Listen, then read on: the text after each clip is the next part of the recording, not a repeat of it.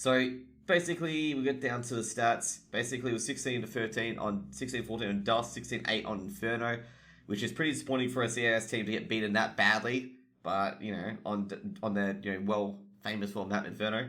Then Navi took down Trade, even with Chris J's 1p5 base. They won 16-11, and lastly Nuke 16-9 to Mouse. So Rops probably was the MVP for the game, but overall tournament, Electronic was much better by far. Given that Electronic, was just consistent for an entire tournament, and Mouse Sports, it went switching between Rops, Frozen, Chris J, and Woxic. And got to give it to Finn once again, good old Carrigan. Another tournament won by Mouse. That is very impressive. And also, they're getting in the top 2 as well. Even though they did lose Epicenter, Mouse Sports, up there in these tournaments at the moment. So that's a big thing, basically Mouse Sports playing very good CS as well. I was very impressed by Frozen, Woxic. Like, all these players can chip in, like Woxic, Frozen, Chris J, Rops. They can all chip in, and that's what makes Mouse Sports really good. Like, you can have Woxic just turn on and, rail with his orb. You can have Frozen turn on as well. Frozen's a very good clutch master. And, also Rops as well. Rops is just incredible at aiming. The complete rifler. Go to the next thing, which will be B-Site. So B-Site has finally, announced itself. It's going to be called Flashpoint. So basically Flashpoint's released itself. So as you see here, the Flashpoint logo. And basically it used to be B-Site. Basically it's being produced by Faceit. So this is like Faceit's answer to ECA. And I can understand why, Faceit have done this, because ECS didn't seem to work that well. But, ECA still had, the main competition. They seem to have the great role model of, having a way to go from amateur to pro. Even with the backlash with the ESL Pro League, as I discussed in my last 2 videos, with cutting half the teams. ESL still have made good on that, but ESL is still the dominant force in CSGO at the moment. So Faceit made a bold effort trying to get some teams on the board, trying to get talent on the board as well. What Faceit seem to be going with is that talent makes the games and makes the stories and makes the teams want to come. So that's what I think Foreign and a lot of others, they took down Foreign, Semler and a few others, as the talent, as the casters. They've got a lot of very good casters. This is going to open up a lot of casting roles as well, but I think the casting stocks are quite full to begin with. And what I think, Flashpoint, interesting competitor coming into ECA. Probably about time for ECA to get some competition, because ECA has been, the linchpin of CSGO for such a long time. And Faceit has really been only really competitive in a niche area, which is effectively for plugging and playing CSGO, compared to ECA, which can be a bit different at times. So let's see what we got here. So basically, Flashpoint is to address lack of stability and long-term investments. So basically it's for the orgs mostly. Because if you guys didn't know, there's been a lot of issues with orgs to basically bleeding money to keep the esport alive. Just in case you guys are wondering. Does ESL issue a cease and desist to competing leagues? They can't, because they don't own the rights. ESL don't own the rights of CSGO, so they can't do a cease and desist to Faceit, because they don't own it. Valve owns CSGO, so they can't do it. But what they do, like what some of these organizations do is that if you do compete in another league, it means you may not be able to compete in the ESEA. There's been some exclusivity stuff coming around at Reckless where leagues have been saying if you compete in this league, you can't compete in this league, you can't compete in the others, you're contracted to that league. Like Blast Pro Series did it to a few orgs where the orgs had to play 5 out of 7 in the Blast Pro Series, and if they didn't, they didn't get contracted. As well as Flashpoint as well, I'm keen to mention as well that the teams that do pay a deposit to get into the league do revenue share with, how well the tournament is run, how much tournament revenue is gathered and stuff like that. There's a revenue share there. The teams that qualify don't get a revenue share at all because they don't buy in, so no revenue share. So there's 2 teams that are qualified, I believe. So basically the first 6 is going to be Contact, which is which is Go Crazy basically. Gen G, Dignitas, Mad Lions, Cloud9, and MIBR. A lot of people were worried about the quality of the teams coming in. And I feel like, 4 of these teams are very high quality. I haven't seen Crazy play again or Gen G. Gen G I wasn't really impressed with. We're just waiting for the new look Gen G and see how it goes. But I'm impressed with, Cloud9, MIBR, Mad Lions, Dignitas. They're rocking. They're pretty decent teams to watch. Dignitas especially, that experiment with the young player Hallzerk, the young star AWPer around the ex-NIP lineups working quite well as well. And, it's not even, I feel like, Exist may have, made the roster suffer a bit with, sometimes his vetoes can be a bit strange. But, hey, Dignitas, they did qualify for that ESL 1 Rio close qualifier spot in the first week. and they qualified with big as well. And that's obviously I can make another pun, a big scalp. Haha, I know. But that's good to see. So Flashpoint here. So we might actually just zoom in a bit. You guys might not be able to see it, so we're just going to zoom in for you guys. So basically, trying to put the league against teams, player, blah, blah, blah. So essentially what they're trying to do is they're trying to bring all the groups together to make success, which is like the point of all these leagues. It's just making sure the orgs, the players, and the teams are all okay, basically. And that's what I've been really sending home when I do my MDL cast and stuff like that, is that you got to treat the players right, you got to treat the casters right, you got to treat the orgs right, and you got to treat the league right as well. You got to treat all these guys to be maybe a holy, I was going to say a holy square or trinity or whatever. You got to keep these guys all happy, otherwise you don't have CSGO and you don't have an esport, basically. So that's why people got to understand from ESL Pro League's point of view, with them cutting half the teams, and CISPA as well, is that ESL was burning money to keep CSGO alive. And if you guys don't know, back in 2016-15, where CSGO was going, meow, ESEA was probably one of the only leagues keeping CSGO afloat in North America. And maybe Europe as well. I'm not 100% sure on that. But Four and a few guys have mentioned that when CSGO was on life support, ESEA from NA was still chugging along at losses, trying to keep the sport alive. So basically there's more qualifiers here, 2-stage qualifiers in Europe, North America, South America. They kicked off last night because I have information as a caster. And they kicked off last night. A few people were casting open qualifiers. Some people casting ESL 1 Rio. And I was qualifying casting MDL. So FACEIT, being the league's operator, FACEIT really needed this sort of league to, really try to strengthen and try to compete against ESEA.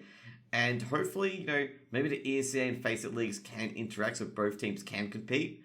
But it's going to be pretty difficult, I'm going to say. It might be a bit too much on the schedule of the players, given that ESL do have the ESL Pro Tour as well, which was announced as well, which linked up all the DreamHack events and ESL events all as one. But we'll see what it does. See if the players, if they have, two leagues, two competing leagues, and the leagues, harmonize with each other, it'll be very great for the esport, and it'll probably attract a lot more sponsors as well, with, the excitement, the talent, you double your caster pool by having these two leagues existing effectively. So now, maybe the ESL could reach into their pool of other casters as well, who are just as hype and just as great. Hopefully me, okay? Wink, wink, nudge, nudge. But we'll see, basically, guys. We'll see. So first season's going to launch in March. It's going to be 2 phases. Basically, it's going to be a Monte Cristo system. Monty came up with the format. So what the format is that basically the teams have to pick which teams in which group. And the last teams picked will get to pick if they can swap into any other group or not. So basically the teams will select their opponents, basically. So the teams picking people into the groups are going to be the last teams going in. And then they can swap their teams to verse certain groups. So let's just say Group A. Let's just say Dignitas is Group A. And they get put into a group, of really good teams. They can send, another team member into there, or come into another group to make a group weaker so they can choose their opponents and choose who they're confident against. And that's what the format for Flashpoint is. If you want more information, you can talk to Monte Cristo. You can look at Monte Cristo's tweets about it. He talks about the format in general, and it's really good. So here's the talent here. It's got Foreign, Semblar, Monte Cristo, Sean Gers. They got Freya from DreamHack. She was a very, very good desk host, despite the fact she never backed Renegades. I'm only kidding, of course. I'm kidding, Freya, okay? No one else backed Renegades either, so you're safe, okay?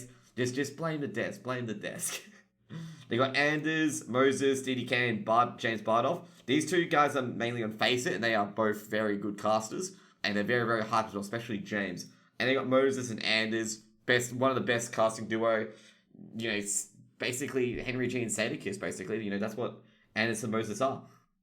So that's the next competition is Flashpoint. So they've announced that they've got closed qualifiers coming in as well. So here's the teams they have announced for the closed qualifiers. So Europe's got a lot of teams interested in this, and I can understand it because a lot of these tier 2 teams are desperately looking for any sort of qualification, any sort of prize money. And I can understand the European leagues as well. There's a lot of European tier 2 and tier 3 teams that are literally entering any tournament to try to keep their organization alive. And I think that's doing pretty well, these tier 2 and tier 3 tournaments, because they're helping the European scene a lot. I'm not sure about the American scene because I don't see it that much on HLTV, but it's good to see these other teams trying to pop in. Oh, sorry guys, I was highlighting on Singularity, but these other guys popping in and trying to support it.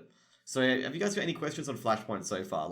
Reckless asked a question whether or not that can ESEA issue a cease and desist? And I've told him he cannot because they don't own CSGO. They're just basically being given the rights to have a league over it.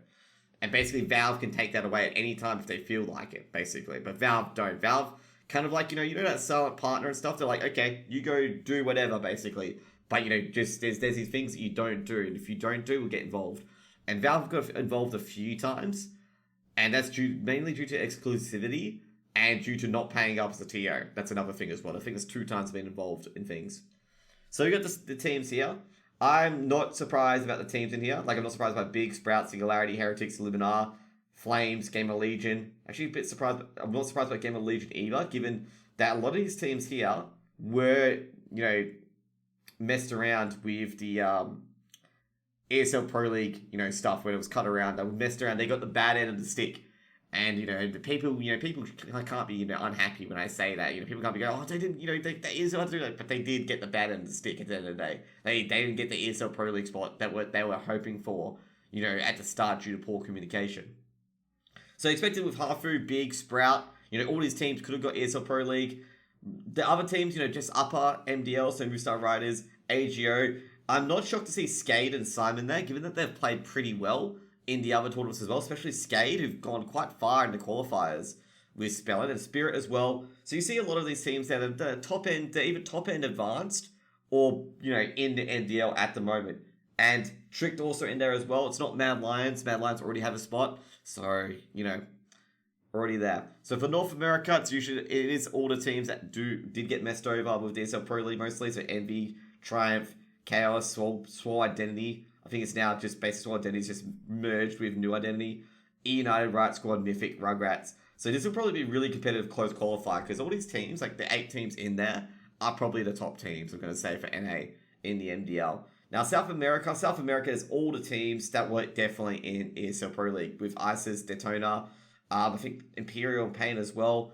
And it's kind of expected because what happened with the South Americans, they didn't get dropped down to MDL because there's no MDL in South America. And this is just a foregone conclusion, really, with the South America stuff, is that they all will go to the thing. So far, only 2 teams have announced that they're coming in, which is Movistar Riders and Singularity, that they've confirmed they're competing.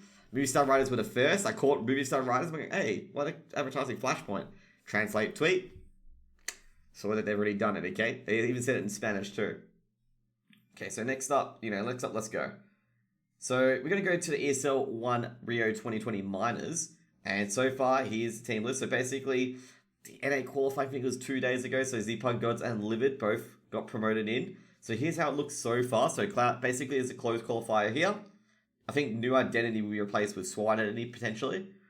And Envy and Rugrats made it in through the first round. Then it was Zpug Gods and Livid. So interesting with Envy's lineup. They did, get first try of Calix, Mihu, Nifty, Ryan, and Moose. And I think that's looking like a pretty good team, I'd say. Just seems... Hopefully they can stick together and work through the problems, just in case, there is a problem in that team. But I don't think there will be any problem whatsoever in that team. Now, for the EU side, it's a bit different. So Dignitas and Big, as I mentioned before, they're the first 2 teams to make it through. Nordavid and Sprout were the next teams up off the block. And, I'm not surprised. I'm a bit surprised to see Sprout here. But then when I look up here with Heroic, Fnatic, NIP, Mad Lions, OG, Godsend, Riders, and Heretics, I'm not that much surprised because there's a lot of quality teams already in the close qualifier. And Sprout, they're just not there yet. Easy for Movistar and D. They got the invite instead. And Nordavind, not surprised to see them either. Nordavind are one of those teams in MDL. They'll probably get a playoff spot for MDL this season, I reckon. So yeah, basically the next qualifiers will be playing. Tomorrow I will be casting those. I'll be casting the NA ones on Saturday. So next up, we got the Chiefs. So basically, an Australian CS team, the Chiefs basically parted ways with their CSGO roster, and they signed up X-Genuine, i.e. Team. So Team is on the roster as well, and Chiefs apparently really didn't tell their players that they weren't contracted and they weren't going to reform a team and they were purchasing someone else. So basically, Tux and Texter were just like, oh, what? Like, we don't have a team anymore? Because they thought they were rebuilding the team, and Zeusy as well was kind of like, what's happening? So Chiefs signed X-Genuine, so Genuine now have Chiefs now have a team, and Offdu and Blitz went to Avant as well. So basically, Texter and Zusi and Tux have gone their separate ways. I believe Tux might be coaching for Order apparently, but he said is not coaching for Order. He's doing frag moves for Alistair. And we'll see where that goes in a moment. Maybe Tux is going to coach, but we're not sure yet. We're waiting for Order to confirm. So basically, Apoc Dud, which is Tom from Genuine or Ex-Genuine, now Chiefs. They're basically the team captain. And, they're playing that Tux is going to retire as well. Tux at 23, with one of the most beautiful facial hair that you're ever going to see ever, okay? So there's the new Steam Chiefs are now Stat, Jinx, Apoc Dud, Skull, Hunter, Maker, and yeah. So Tux was a Chief, Hunter Chief since 2016, blah blah blah, and these guys are now free agents. And welcome to Australian CS, I guess, where the social media sometimes is very, very slow, as from the Chiefs there. They really should have communicated this a lot better to have a kind of an ESL syndrome, where they didn't communicate it, as soon as possible, okay? Because everyone knew that the Chiefs weren't going to enter a team, but the Chiefs never announced it. So they're like, okay, maybe the Chiefs are filling in a team for MDL. Anyways, next up is, well, this is kind of a sad day, is that Xtense, one of the biggest IGLs in the CSGO scene, is now retiring, going to coaching. Probably going to be a good thing that he's going to go to coaching. Definitely quality IGL, and he'd probably be a quality coach as well. I'm wondering, if he's been with Gamer Legion and G2, I wonder who is he looking for to coach? Like, I do know that Gamer Legion's looking for a coach. I wonder if Dennis is trying to woo him in as a coach. He did play with Gamer Legion before they picked up Dennis, and Dennis made an all-sweet lineup, so they took away Scream and stuff like that as well. So, he's 29, and he was benched with Gamer Legion, and was replaced by Dennis. How convenient. And Dennis is also 29. And yeah, pretty much, he's been in CSGO for a very long time. And, you can see all these players. He got Scream, HS Hampus, and Nork all together for Gamer Legion. So he created that. And, I wonder if he's going to come back to be a coach for Gamer Legion. You never know, with these IGLs that do retire. Like, are they going to come back to coach? Like, a lot of these IGLs and a lot of these players, got a lot of wisdom they can pass down to the younger generation. But then again, Dennis could take that role as well, because Dennis is one of the veterans in Gamer Legion as well. Alternatively, you can even go to G2 and coach if G2 don't have a coach. But, there's a lot of things as well. So he's going to change direction of role. He can't, practice 10 hours a day and, all that stuff. When a transmit go to BAM.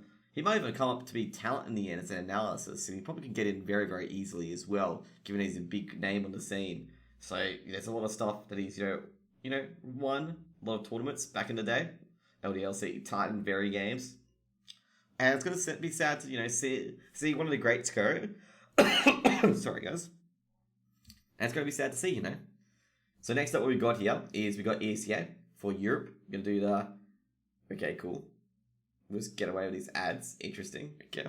Might get banned for these ads, but we'll just, go through. So the first week of Europe, or so far of Europe. So the opening set of games between Wizard Cacao, Gamer Legion, and then Wizard Cacao versus Luminar, and then Unicorns Love versus Demolition Crew. We'll go through those games quickly as I casted all of those games. Wizard Cacao started off an absolute cracker in the opening, taking down Gamer Legion 16-10. It was a very, very close chess match of a game. Very, very close chess match. This is why Adblock exists indeed. And well, Wizard Cacao won T-side nuke. Then Gamer Legion started slowly but surely getting back into the game before Wizard Cacao, just shut the door, won 16-10. And it was one of probably the biggest, wow performances from Wizard Cacao as they completely, well, not outplayed Gamer Legion, but they won the chess match. It was a big arm wrestle throughout the game. I think 16-10 was a scoreline that flattered Wizard Cacao slightly. It should have probably ended 16-12, 16-13, because that game was really, really close. It was really decided by, one or two players towards the end of the game. Rusty had an absolute stinker in that game, and in the next game of Gamer Legion, Rusty had an absolute blast. It was pretty poor. If Rusty didn't have a stinker in that game, I think Gamer Legion would have won that 16-13. But Rusty had about 40 ADR, which is really, really low for a player of his caliber. People, like even was saying in chat, that Rusty should be benched. And I'm going, nah, this is just off game for Rusty. He'll bounce back, and he'll, just be insane. And I don't like people who straight away go one game replace the player and stuff like that. You can't do that because sometimes players just have absolute, just arse luck, or what decisions are the wrong ones and stuff like that. And good to see that Rusty came back and won that game. So next up, we got the next day afterwards. So I did cast the Movie Star Riders game. These other two games were cast by ESEA. So Namiga versus Singularity, good win for Singularity. Probably not a good way to start the season for Namiga, going 16-9 down And Amiga have been having a few roster changes as well, as they lost Spellful to the new Vanguard lineup. And they had to take Speed 4K from who was Speed 4K on? He was one of the star players. I think it was from Simon, right? So bench players who have one bad game, yeah, pretty much. That's what most of the people, have sometimes in chat for the MDL. So you're just gonna be like, nah, like, don't do it. And a lot of people understand that the players, if they have one bad game, you should keep them in. So Singularity won that quite easily. The Danish crew is actually the only Danish team in MDL this season. I was actually pretty shocked. I was like sitting there, thank you for the follow, Cabal. I was actually sitting there going like, wow, they are actually the only Danish team. I was shocked. I was like going, oh yeah, there's no Mad Lions. So Singularity is the only Danish team in the MDL. So the Danes won, I believe it was on Nuke, yep. And Namiga probably should have never ever let Nuke through, given that the Danes are always so good on it. And Singularity get their first win on the board, and welcome to the MDL, I guess. So next up was Game of Legion vs Demolition Crew. Demolition Crew coming off a beautiful win against Unicorns of Love. But hey, Game of Legion wins on Dust 2, 16-12. Game of Legion did have full control of that game, but they let it slip a bit. Just slightly slip a bit, and Demolition Crew, David P. and David Duvik slowly pulled in, bit by bit. Actually, I forgot to talk about the other games as well. With like a vs Illuminar, and this game was just like night and day. Illuminar won CT side 12-3, and they just countered all of Wizlaka Cow's strategies, and it was just an absolute slaughter that game. And then some guy, one of the Polish guys in chat, comes in and says, Illuminar have been practicing for 100 hours in the last 2 weeks, each player on their teamwork. And I'm like, it's paying off. Their practice paying off. They are absolutely obliterating teams. And I think that's come off the basis that Illuminar almost slipped into relegation towards the end of the season as they kept losing games. Fortunately, unlike Pact, for example, who did slip in relegation and did get relegated until, they got back in because Mad Lions decided to not renew their license. Pact were brought back in. But, it could have been even worse if Pact, lost that relegation, got relegated because of it. And this is, why Luminaire probably started practicing, or Luminar. They're like, hang on, guys, we can't have this happen. We don't want this to happen. We don't want to be the next Pact where we just lose games towards the end of the season, go down to relegation and get relegated. Because there's good teams that advance as well. Game of Legion themselves almost got relegated by Fate Esports. 25-23 OT kept Game of Legion in, the MDL on the third map. So let's talk about the next game. Unicorns of Love vs Demolition Crew. Demolition Crew were just way better. They outclassed, outaimed. Unicorns looked so lost, and they looked so nervous as well. There was a few moments where Unicorns could have really won around there with an easy shot to the head, a one tap or back tap to the head, and they messed it and made just a mockery, not a mockery, but just made a big bungle of it. And Demolition Crew were able to take advantage, latch onto it, and basically Demolition Crew kept moving the chains over and over again. I think they won the half. I think they won the first half. Yeah, it was 11-4 and Inferno in the first half. And there's just no coming back from it. And indeed, that's what happened. Demolition Crew won the pistols. Unicorns won a gun round, but just didn't matter in the end as Demolition Crew just rolled over. And the Unicorns, didn't start very well at all. And I feel like they need a lot more pracs and a lot more team sessions because their strategy just isn't good enough for MDL. You're going to get absolutely walloped by these teams.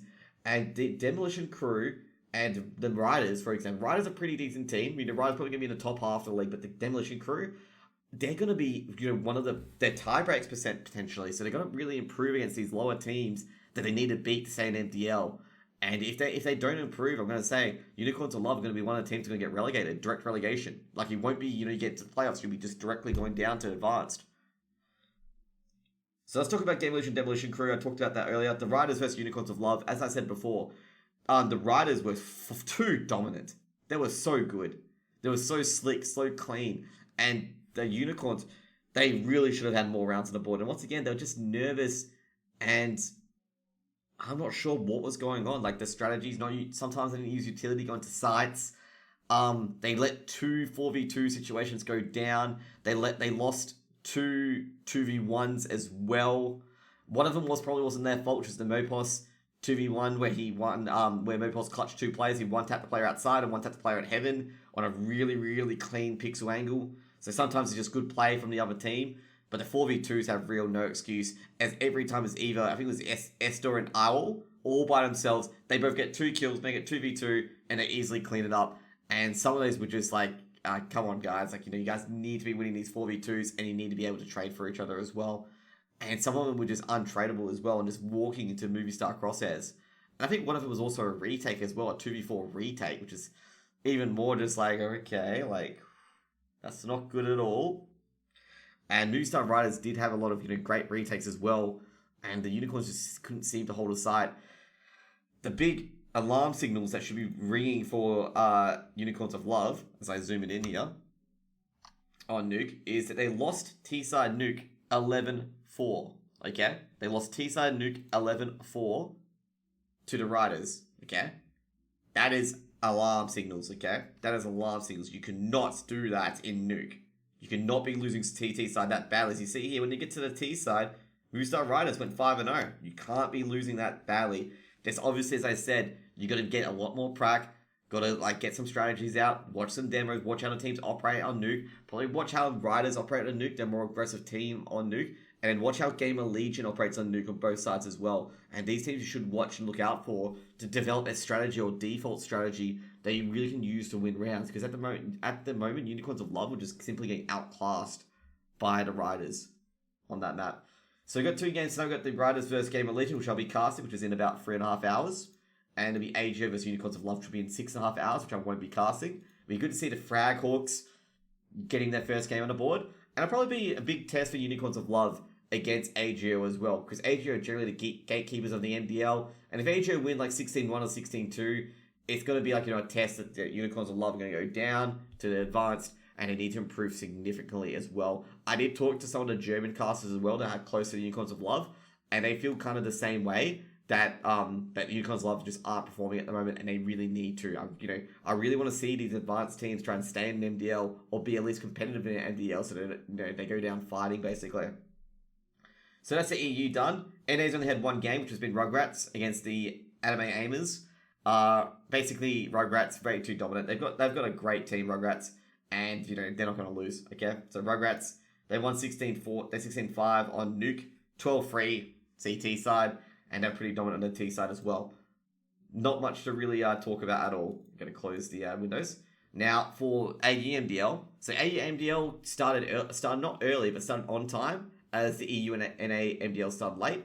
So what we got here, I think the first result here was on the Sunday, which is Chiefs, well now Chiefs, not X-Genuine anymore, defeated Fury 16-5. So great T-side Inferno 16-4, and Fury just couldn't enter sights, and then Fury just seemed to collapse on itself in the second half as they couldn't get into sights, period. And Chiefs were just so dominant on that map. And I cast it as well, and just Fury just didn't win the AM duels. They were getting absolutely broken by Maker and Skull Hunter. And then there was some scenarios where they had, they over-rotated. They rotated 3 players and had 1 player on the B side. And Skull Hunter came in, or Maker came in, won the duel as the lurk, and then they checked the site, see no one's there. And basically they lost arch control as well. And they rotated and just planted a bomb at B. And there's a lot of these things that Fury must have improved on, given that you see the next match with Rock Candy coming up next, and we'll talk about that, what happened there. But Fury just seemed to be getting knocked off balance each and every time by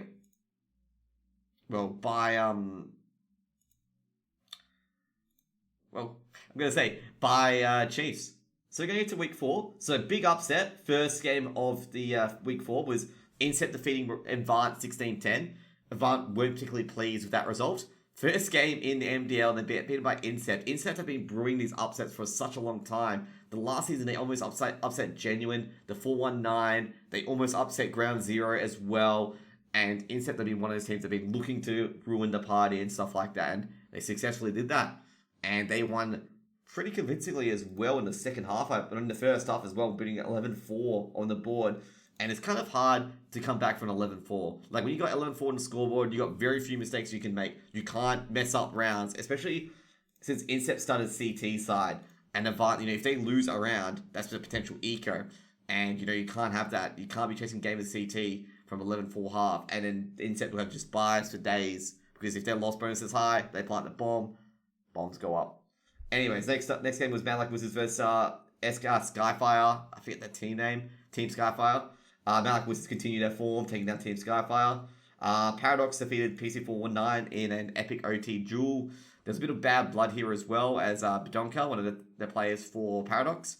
Apparently Mizuna said something to Bedonka, and Bedonka basically added PC419, saying they're the most cringe org in esports, which was probably unnecessary. Iku and a few of the 419 boys talked it out, and they said just Bedonka just enjoys the band and trying to get a rise out of people is a bit of a troll, so they just backed off on that one. So basically 419, next day later, took on Avant won 16-9. Then Airborne defeated Formidable. So Formidable, once again, becoming more competitive. I've seen Formidable's earlier games where they weren't competitive against teams. But hey, 16-14 loss, I'll take that. Even though it's the most disappointing loss you can have in CSGO, hey, you got 14 rounds on the board. Will you cast Flashpoint Colors today? Unlikely. Very, very unlikely. I got to get an early sleep tomorrow for Rio 2020 qualifiers for NA. It won't be today. I'll probably cast it tomorrow because I believe the qualities are tomorrow. There's no qualities today. I don't think there is. Maybe I can check. Sorry. 2 seconds, I'll check. But there's no qualities today as far as I know.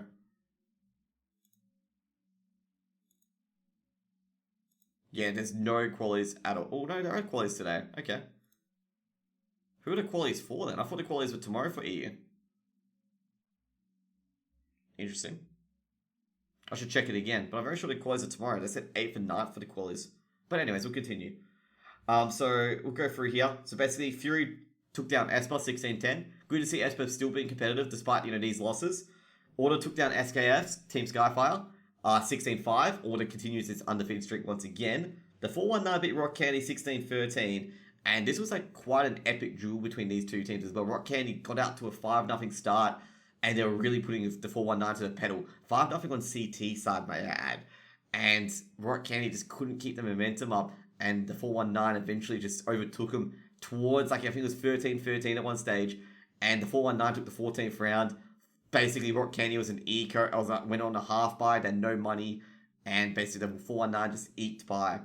Next up was MCV Avant on at the same time. Avant winning 16-14 against MC Esports. You got to keep an eye on MC Esports. This team's got a lot of veterans. We've got Moe and a few others as well who generally can upset, upset teams. They also do so to Order later down the track.